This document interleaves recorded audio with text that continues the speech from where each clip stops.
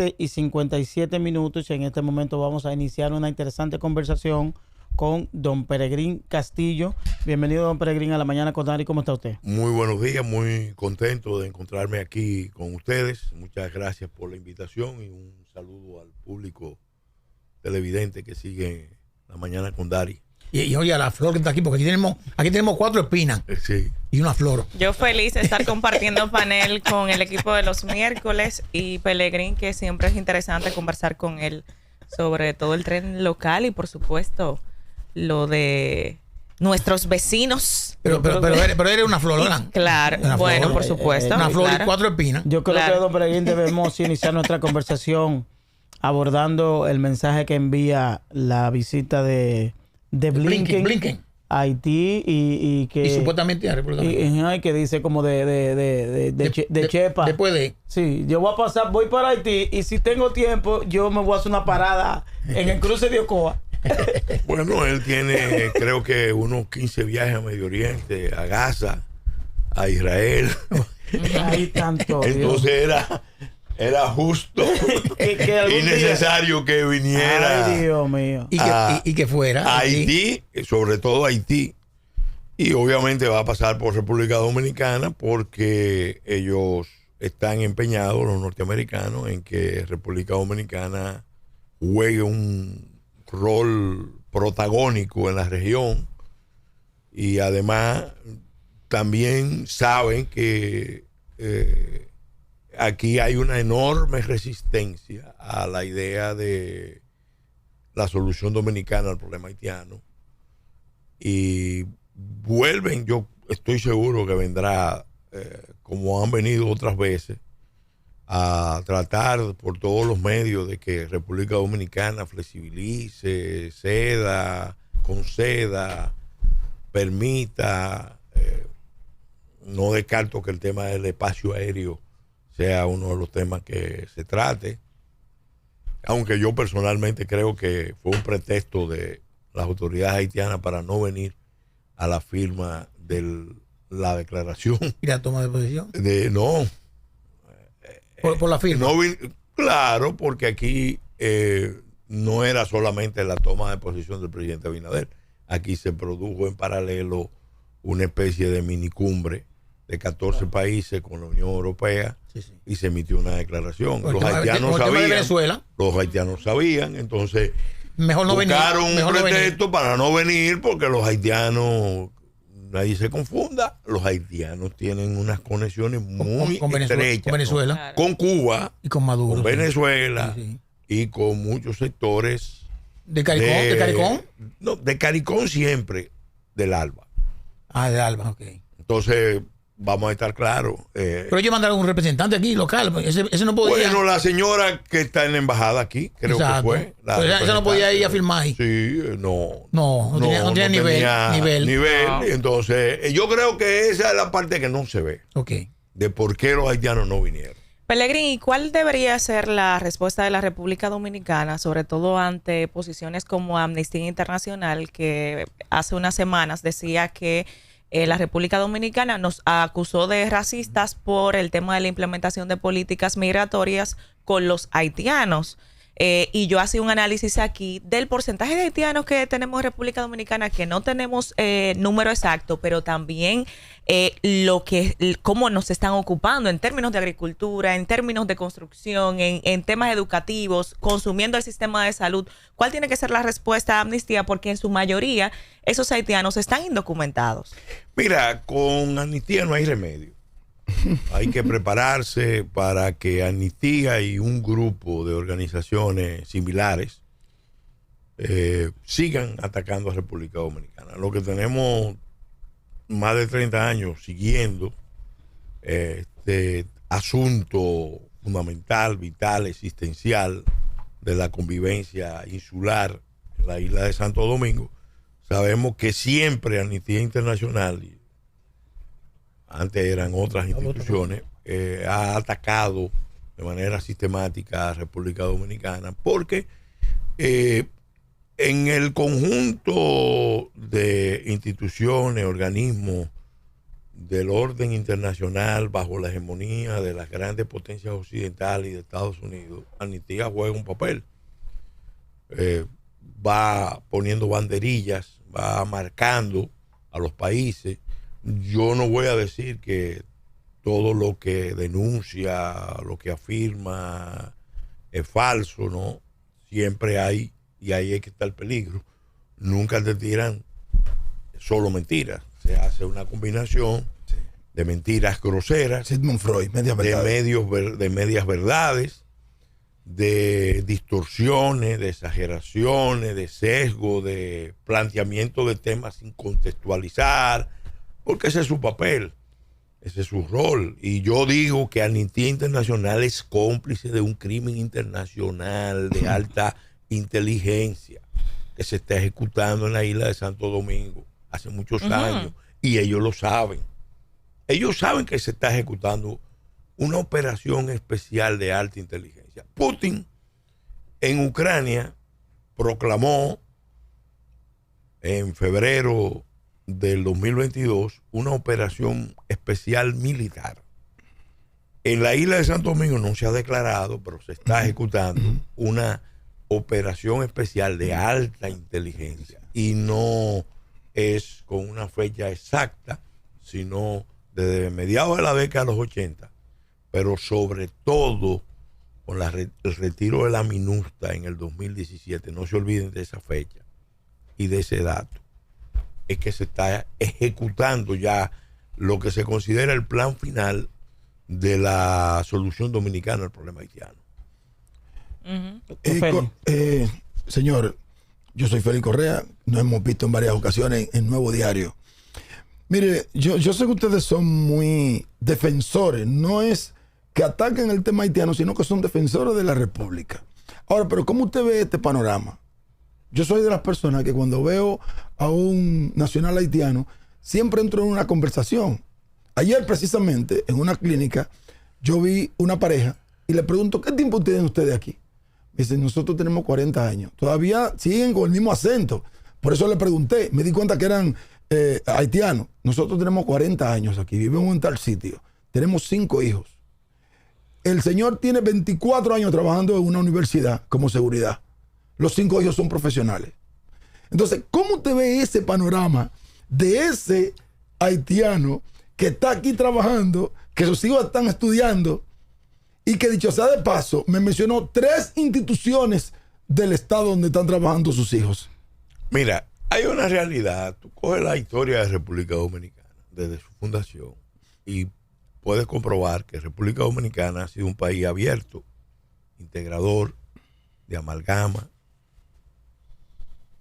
Como decía José Vasconcelos, somos el país de la raza cósmica.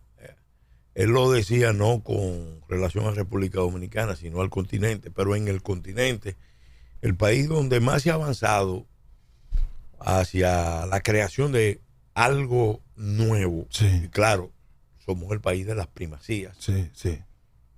Es República Dominicana. ¿Qué pasa? Precisamente por ser tan abierto, los poderes internacionales, ante el dato geopolítico, porque esto no es un problema de migración ni un problema de derechos humanos, detrás del drama de las personas está el drama de las naciones. Ante el dato geopolítico incontestable de que Haití colapsó como Estado, de que Haití es una zona de desastre ecológica, una zona de desastre sanitario, una zona de alta peligrosidad porque ha sido capturado por el narcotráfico y el crimen transnacional, no ahora, hace muchos años.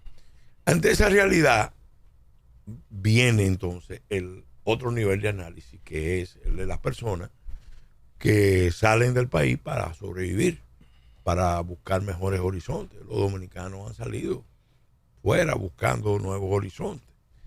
¿Qué pasa? Que las potencias saben la realidad de Haití hace muchos años, pero ¿cuál es la tendencia si tú dejas que esas corrientes continúen? La tendencia es a que a mayor apertura, más atracción. hay un efecto llamada, están llegando cada vez más. Entonces empieza a cambiar el patrón de relación de el grupo receptor con el grupo que llega. Y ya lo que antes era mucha tolerancia, mucha comprensión, cierta conmiseración, cierta pena, porque el país puede asumir, como ha asumido, migrantes de todas partes del mundo, hasta un límite. En el caso de Haití, nos plantea un problema además más complejo, porque Haití, para las élites haitianas y concretamente para buena parte de la diáspora, el gran fracaso de Haití viene con la independencia de la República Dominicana. Sí. Entonces ellos perciben que nosotros somos culpables.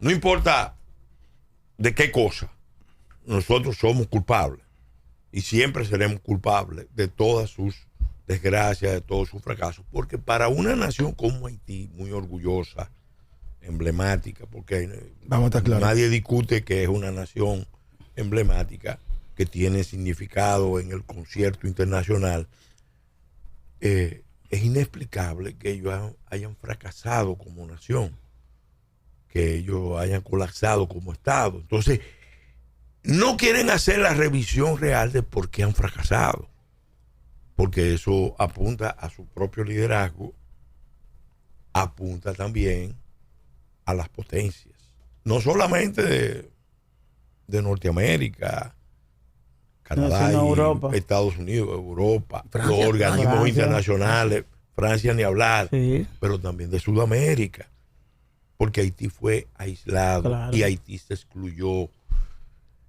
Y nosotros, en el acontecer histórico, las potencias siempre vieron que República Dominicana podía ser el factor hegemónico en la isla. Y por eso siempre, por ejemplo, en el régimen de Trujillo, ellos apuntalaron mucho a Trujillo en su política de ejercer influencia en Haití, de tener control de la política haitiana. Obviamente Trujillo se tomaba muchas licencias para hacer muchas cosas, y después de Trujillo se vio, cada vez que ellos querían derrocar los norteamericanos un gobierno haitiano, el pivote, el país que facilitaba el derrocamiento, en el caso de Duvalier, en el caso de Aristide, en dos ocasiones, o imponer un gobierno, en el caso de Martelly, en el caso de Moïse, involucraban actores dominicanos. Pero eso es una política de responsabilidad principal de Estados Unidos y de las potencias y del Core Group. Ahora, ¿qué pasa? Ante esa realidad, ellos quieren, como dijo el senador Marco Rubio, el que nos dio la última pista, la denuncia más alarmante, el senador más influyente republicano de Estados Unidos. No nos olvidemos de eso. Habló con cifras, dijo que hay grupos radicales del Partido Demócrata de la administración Biden que están interesados en producir un traslado de 3 millones. Entonces, mira, los haitianos que tienen muchos años aquí, sí, y que de alguna manera se han insertado en un contexto de buscar una solución internacional a los problemas de Haití en Haití, serían los mayores beneficiarios de la estabilización de la isla, porque de eso es que se trata, de estabilizar la isla. Si siguen las tendencias y se sigue imponiendo o se quiere imponer la solución dominicana al problema haitiano, el pueblo dominicano se va a sublevar y va a resistir. Entonces va a pasar lo peor. Es que hay un tema también más allá. Porque se lo digo. ¿Quiénes contratan a la mano de obra haitiana? ¿A quiénes nosotros vemos en esos espacios de Watchman, por ejemplo? son a los haitianos. En el sector construcción son esas empresas Las amas de formales casa. que están contratando de manera, porque son ilegales. Entonces, si se busca una manera como país dentro de esas propias políticas migratorias de integrar, quizás se podría aplicar incluso el tema de multas a esas empresas formales, a esas constructoras que contratan la mano de obra haitiana. Todo eso está contemplado en la ley y todo eso. Pero es que no se implementa. Se reafirmó en el Pacto Nacional para Política de Estado. Ahora, ¿y se está implementando? ¿Qué es lo que pasa? Que desde que el Estado Dominicano empieza a tomar medidas, vienen las presiones de todo tipo sobre el Estado Dominicano. Porque al Estado Dominicano, que es lo que no se le dice, se le asignó el rol de Estado pivote, Estado tapón, zona de amortiguamiento, zona de administración de esa crisis. Entonces, obviamente, es a partir de un desconocimiento de los derechos inalienables de Haití como nación y de los derechos inalienables de República Dominicana como nación. A nosotros nos impusieron la iniciativa de la Cuenca del Caribe, se instrumentalizó el ICC para imponernos la administración de la crisis. El ingreso al acuerdo de Lomé fue condicionado por propuesta del canciller Fernández Ordóñez al ingreso conjunto con Haití. El DR Casta y la ley Hot-Hell se articularon, recibimos los beneficios del DR Casta a cambio de manejar el esquema binacional fronterizo de la ley Hot. En otras palabras, todas las políticas de las potencias y los organismos internacionales han estado dirigidas a que en términos estratégicos el problema de fondo, que es el del Estado fallido, se administre, se gestione, no voy a decir se resuelve porque no va a resolver nada, va a crear un problema mayor. Pero para ellos es más cómodo sacar a los dominicanos al exterior, darle visa. Por eso somos. Para dejar el territorio a los haitianos. Para dejar el territorio a los haitianos. Don Peregrín, hay un tema. A propósito que usted mencionaba de la política norteamericana y de un senador. Hay una información que da un abogado, dice que un senador de origen dominicano, Adriano Espaillat específicamente, sometió un proyecto de ley para ceder derechos de frontera y costas de República Dominicana a Estados Unidos. ¿Qué hay de cierto en eso? Si eso es cierto y qué tan grave pudiera ser. Bueno, él evidentemente si es... Yo recibí el proyecto hace un par de días. Sí que es cierto. Lo voy a leer. No, espérate, lo voy a leer. No lo he leído. Sí, pero... Lo voy a estudiar. Claro. Pero me imagino, por lo que he visto en la prensa, que se trata de un programa, de esos programas que elaboran las potencias. Bueno, yo te doy esto a cambio de que tú me des esto.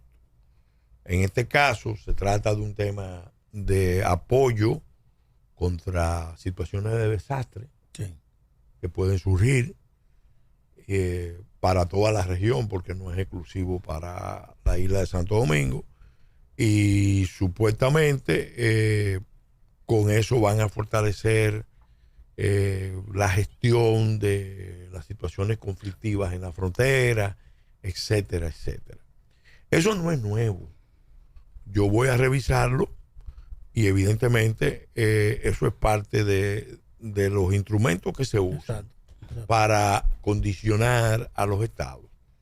Aquí hay tantos millones, pero ustedes tienen que aceptar esto. Mira, esto se ha visto desde hace muchos años.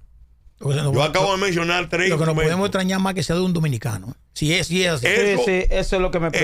Mira, lo que pasa es que tú tienes que darte cuenta de que este plan involucra fundamentalmente a núcleos poderosos de la oligarquía insular. Ay, Dios mío. De la oligarquía dominicana. O sea, nada de esto se ha podido ejecutar sin el involucramiento de los plutócratas dominicanos que tienen una visión extractiva, rentista y que no van a resistir Los Estados Unidos. plutócratas en la diáspora y de aquí. Yo tengo una propuesta. En la diáspora y de es aquí. que en el caso de Adriano está íntimamente vinculado Aquí. a esos sectores que Sí. apoyaron su campaña. Sí, sí.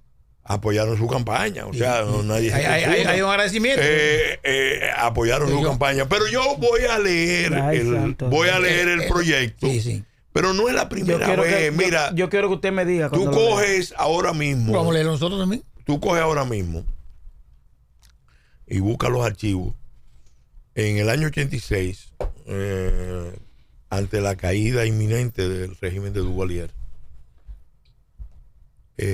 Duvalier hijo, en los Estados Unidos les sugirieron a las Fuerzas Armadas la creación de un plan de contingencia llamado Éxodo. Ese plan contemplaba básicamente la apertura de 20 campamentos de refugiados. Y no era nada complicado, era un plan de operaciones de las Fuerzas Armadas para que en caso de que viniera una guerra civil, un desastre en Haití, Sí. entonces en territorio dominicano se abrieran campamentos de refugiados. Claro. Ese plan no se ejecutó ahí en esa etapa, pero cuando vino la crisis del 94, Y con Balaguer. no, que no fue del 94, empezó en el 91 y tuvo su punto más crítico en el 94.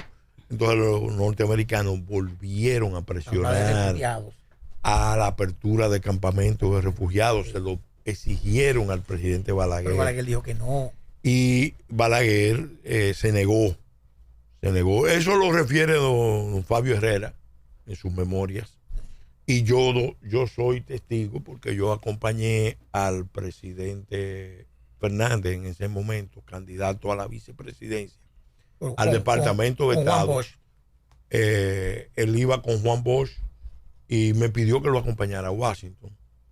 Y fuimos y allá nos reunimos con quienes, con Ann Patterson, la subsecretaria para la región, con Richard Nuxio, un senior del Departamento de Estado, con Donna Rina, que era subsecretaria y que después fue embajadora aquí. ¿Y cuál era la posición americana? Yo soy testigo. Ahora está Bernardo Vega diciendo que es una perversión de la historia. Yo soy testigo. Estaba Leonel Fernández y José Fernández, el presidente del PLD allá. ¿Qué nos plantearon los americanos? Los gringos. Porque los americanos somos todos. ¿Qué plantearon? Que nos plantearon. Miren, nosotros necesitamos un gobierno en República Dominicana que nos ayude a manejar la crisis de Haití, porque sin el involucramiento de República Dominicana nosotros no podemos manejar la crisis de Haití. Entonces criticaron duramente al doctor Balaguer, criticaron duramente a las Fuerzas Armadas y nos dijeron en el próximo periodo, para las próximas elecciones, nosotros necesitamos un gobierno que colabore con nosotros. ¿Qué significa eso? Colaborar con ellos a que la crisis se quede en el ámbito insular y la manejemos nosotros a cambio de que de una serie de ventajas que se le dan a los gobiernos y a las oligarquías. Entonces esa es la realidad. Tenemos una llamada, don Peregrín. Vamos a ver quién tenemos ahí en la línea. Muy buenos días, equipo. José Jiménez desde la ciudad de Nueva York. Buenos días, José. ¿Me escuchan?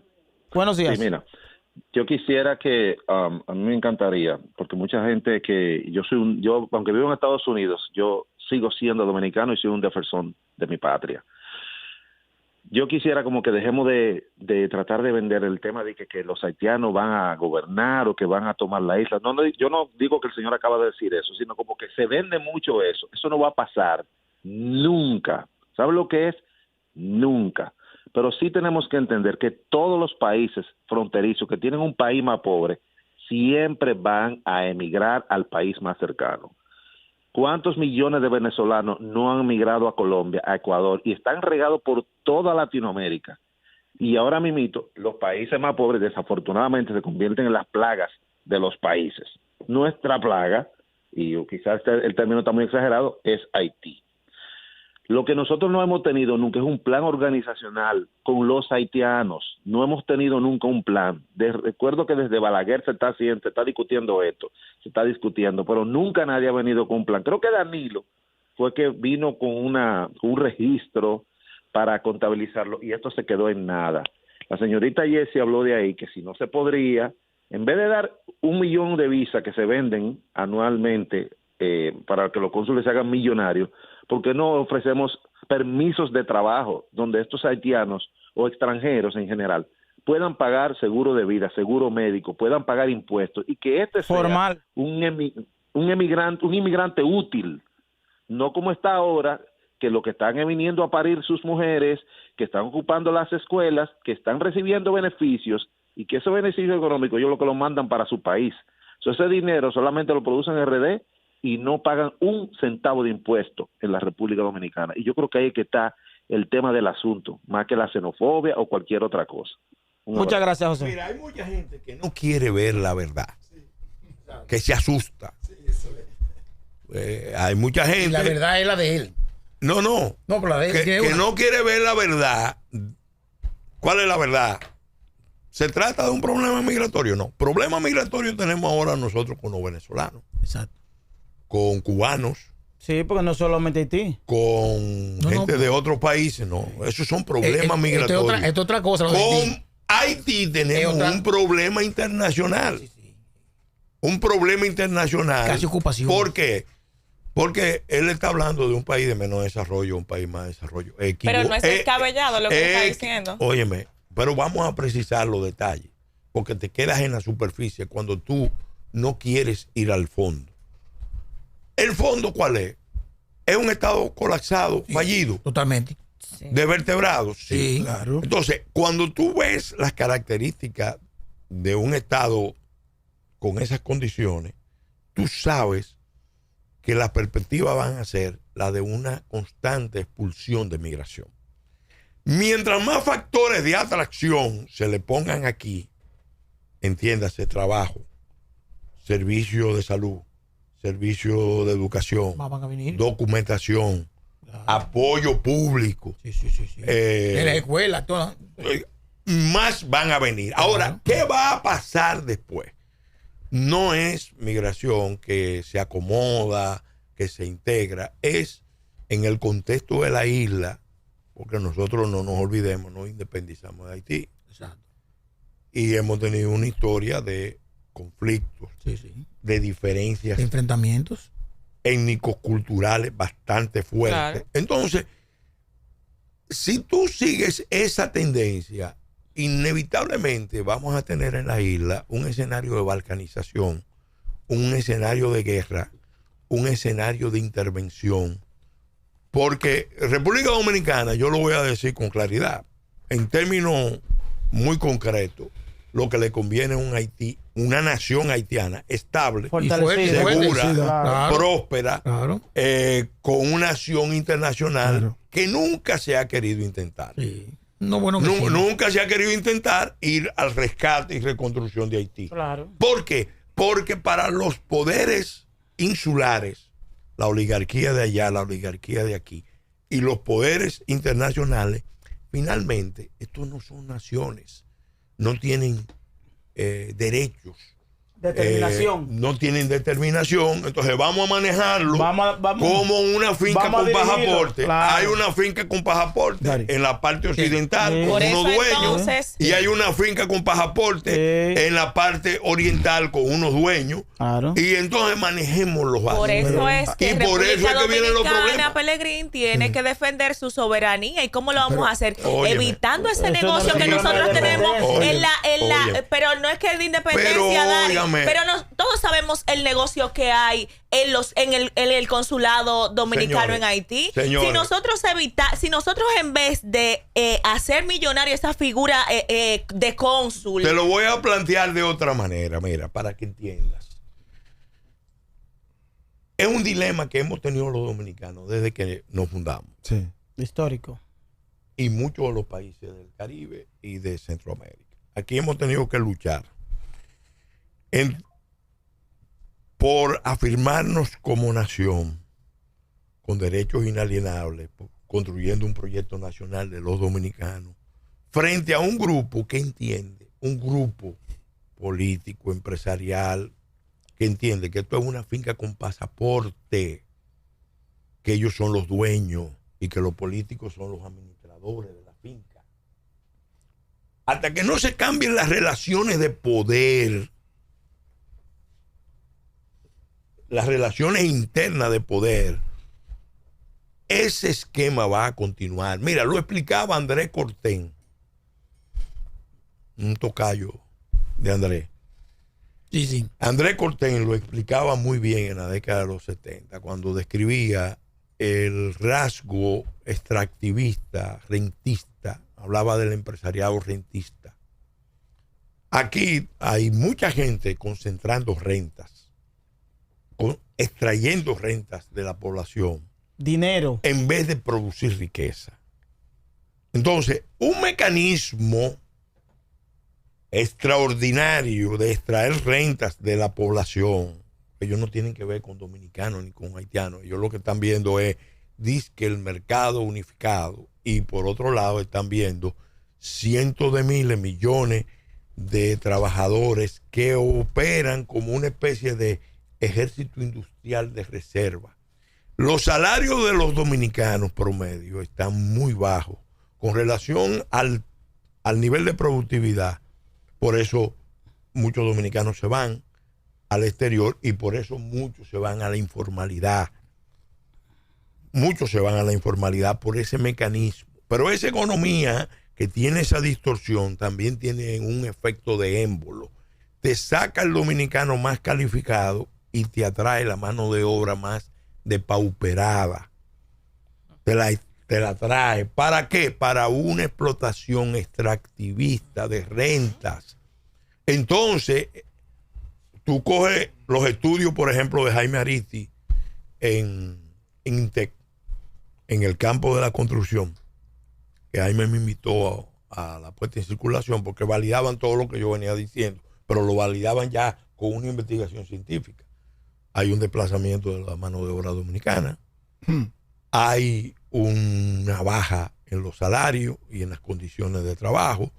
El haitiano sin duda es explotado, pero viene de todas formas, es sobreexplotado, pero viene sobre todo porque está en mejores condiciones que allá. Allá, por ejemplo, tú vas a cualquier torre aquí en la capital. Te vas a cualquier torre. Todos son haitianos. Y tú vas a ver que donde se está construyendo, ahí mismo se está. Ellos viven ahí mismo. Cocinando. Sí, sí. Y duermen. Claro. Durmiendo. ¿Por qué?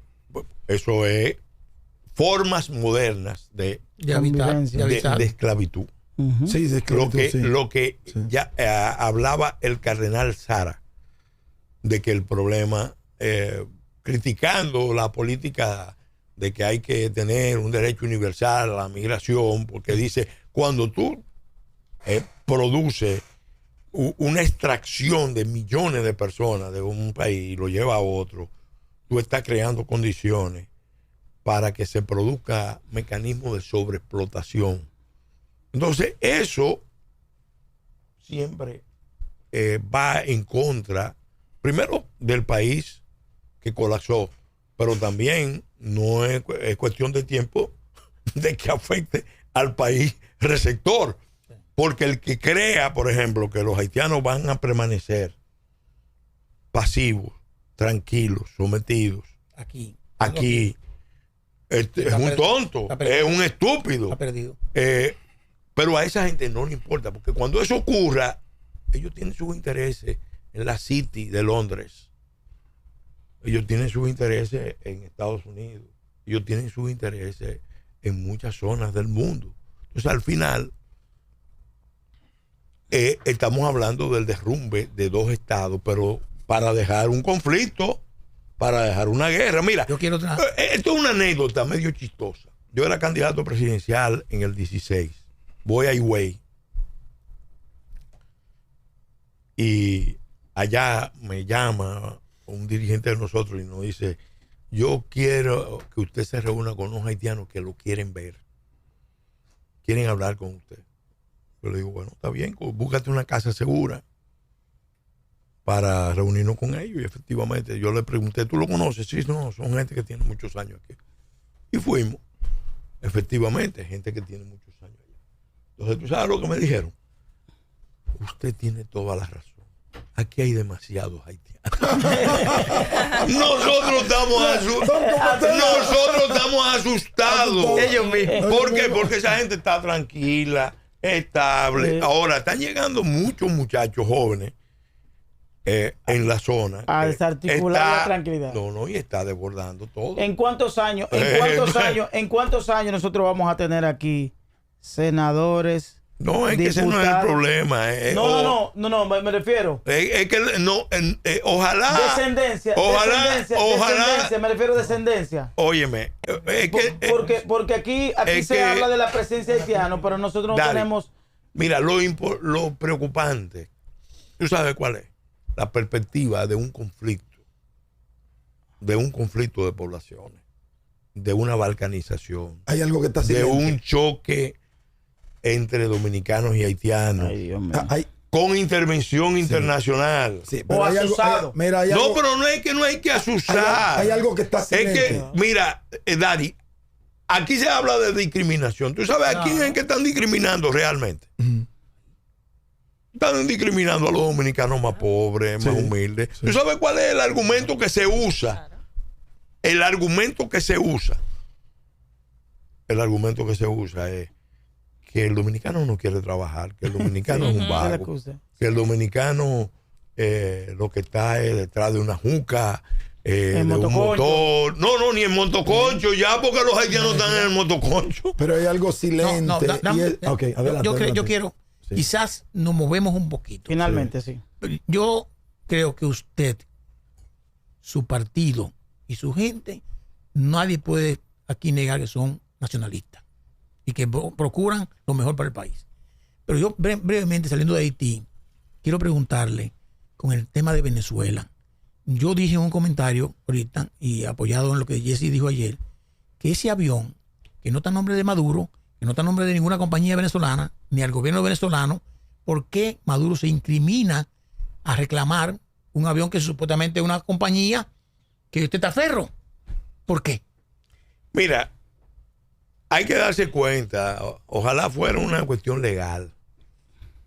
Esto es un problema bastante complejo. Ya yo he dado la voz de alerta. ¿Por qué? Porque yo he dicho, miren, ojo con el escenario regional que se está creando.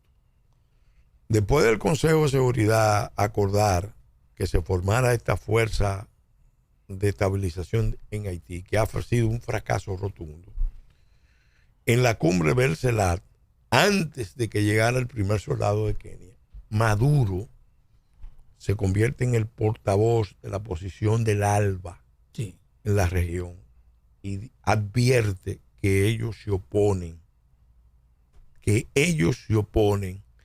a una invasión disimulada. Él no fue al Consejo de Seguridad cuando se estaba discutiendo el tema.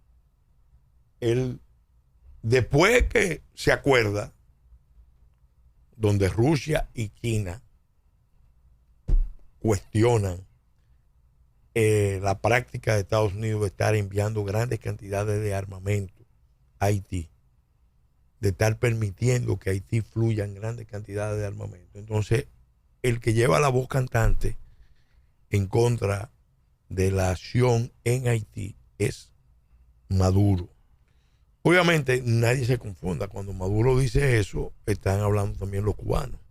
Sí, claro. No crean. El que pelea contra Haití, pelea contra mí. Entonces, ¿qué dijo Maduro? No se nos olvide, me alegro que lo haya recordado. El que se mete contra Haití se mete contra Venezuela. Sí. Entonces, ¿qué es lo que está pasando? ¿Cómo choca eso con lo del avión? ¿Qué es lo que está pasando? Ahí nosotros tenemos que darnos cuenta de que el Caribe vuelve a convertirse en un escenario de guerra mundial, en este caso de guerra mundial híbrida. Ahí ahora mismo hay 4 o 5 escenarios en el mundo, casi todos heredados de la Guerra Fría, donde se está desarrollando un escenario de conflicto de diferentes tipos. Pero en el Caribe se está desarrollando ese conflicto. Entonces, las mismas fuerzas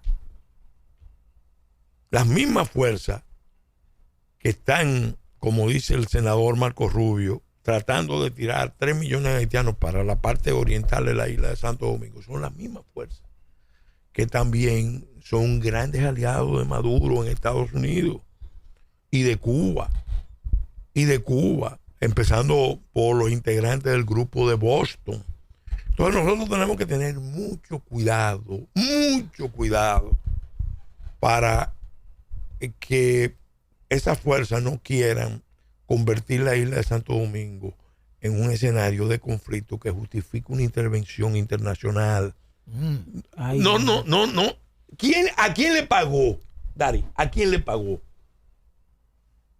Ariel Henry $500 millones despidiéndose del gobierno? A Venezuela. Que el primer ministro de Haití le pagara 500 millones de dólares. Dependiéndose, no, cuando fue al viaje y no regresó. Él se iba, no regresó. para no regresar, pagó 500 millones de dólares. Pero inmediatamente. ¿Y de dónde sacan ese dinero? Pero inmediatamente Gustavo Petro suelta Colombia. un Misil. Así como misil, que nada. como el que no quiere. Sí, como que nada. Dice que se perdieron Unas armas. 1 millón de de proyectiles, sí. 5.56 Ay, Dios. misiles. que estaban en Y Haití. que- Entonces, cayeron ahí de que- cuando tú vas juntando los elementos y muchos otros más, tú vas viendo el Dice, cuadro de que las casi. fuerzas de izquierda del continente Ya. están Están mirando- apostando, con mirando apoyo internacional, están apostando a una revolución antiimperialista, anticapitalista, Y Petro no vi- antioccidental, y Petro no vi- y de ñapa antidominicana. Ya. No nos confundamos. Pues, Peregrín, muchas gracias. Siempre interesante y pedagógica esta conversación histórica para las nuevas generaciones. Que venga todos los miércoles. Hablar sobre Haití y sobre el continente y sobre los peligros que ciernen sobre la República Dominicana. Y no hablamos, le decía, de algo silente. Y que es que mientras ellas paren 8, las dominicanas paren 1. Ay, Dios. Es una política, control natal con las dominicanas Y apertura. pero eso es aplicando las técnicas de la ventana de Overton. Ellos saben que es un problema complejo, Sí. entonces para resolverlo vámonos con la gradualidad. Avanzamos y seguimos, avanzamos y seguimos, presionamos y seguimos. Y van planteando las cosas. Ahí apareció Lechuga planteando Ay, una fórmula.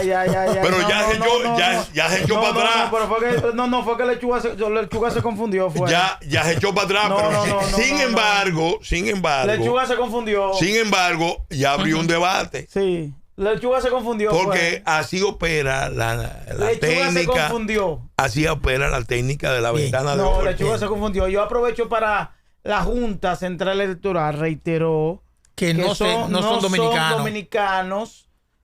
Las personas que se registran como extranjeros. No, los ciudadanos los que nacen ciudadanos aquí que son Digo, hijos de haitianos. se registran, pero se El libro de registran como extranjería. Ahí extranjeros. mira, el problema es que hay una discordancia porque las cifras oficiales que se están dando de nacimiento en el Sistema Nacional de Salud No cuadran. son una, Sí, eso sí es verdad. y las que están registradas La en el Junta. libro de La Junta dice extranjería que son tiene otras. 2.915.930 Registrados. dominicanos versus 241.000 haitianos. Mira, Es decir, que pero las cifras, vamos a analizarlo año por año. ¿Cuánto están haciendo en el Sistema Nacional de Salud dominicano sí. y cuántos haitianos? Sí. Y cuando tú ves el número, a mí fue que me llamó la atención. Yo le agradezco al dinero haber hecho la investigación, pero yo hice la pregunta. Sí. ¿Por qué yo la hacía? Porque yo sabía que el gobierno haitiano por muchos años se negaba a aceptar las declaraciones del libro de extranjería. Ya. Bueno, pero reiterar, la Junta aclara que son extranjeros los hijos de madres haitianas que dan a luz en República Dominicana, que Que son ilegales. no son dominicanos, se registran como extranjeros en República Dominicana. Vamos a la pausa y agradecer siempre a Pellegrín Castillo por esta interesante conversación.